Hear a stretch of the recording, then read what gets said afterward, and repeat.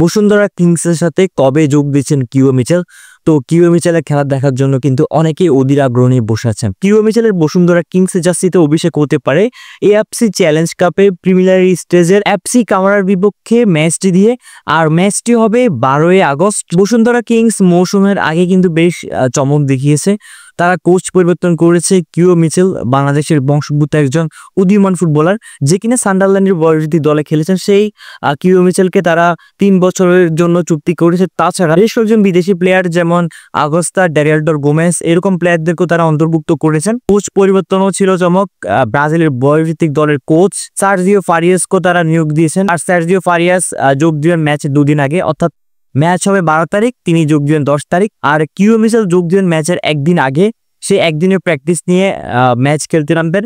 যদি সব ঠিকঠাক থাকে ওই ম্যাচে কিও মিচেলের অভিষেক করতে পারে বসুন্ধরা কিংসের জার্সিতে। 12ই আগস্ট ঢাকা আবাহনী মুখোমুখি হবে কিরগিজস্তানের ক্লাব মুরাস ইউনাইটেডের বিপক্ষে।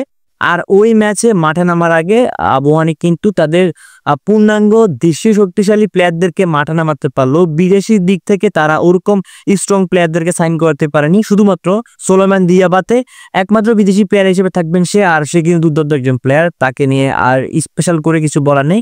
তাছাড়া দেশি কয়েকজন তারকা প্লেয়ারদেরকে আবাহনী অন্তর্ভুক্ত করেছেন। মোস্তালিম, আলামিন, কিরমানি, এই প্লেয়ারগুলোকে অ্যাড করার সাথে সাথে আবাহনী কিন্তু দেশীয় প্লেয়ারদেরকে নিয়ে অনেক শক্তিশালী হয়েছে।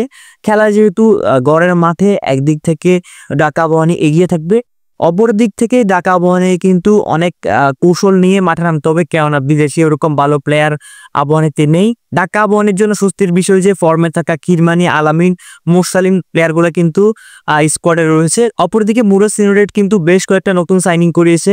সো তাদের পূর্ণাঙ্গ শক্তিশালী দল নিয়েই তারা খেলতে নামবে। 12 তারিখ আমাদের চোখ রাখতে হবে এই দুটি ম্যাচের উপর।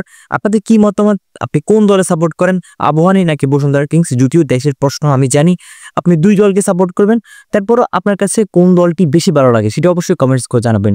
আল্লাহ হাফেজ।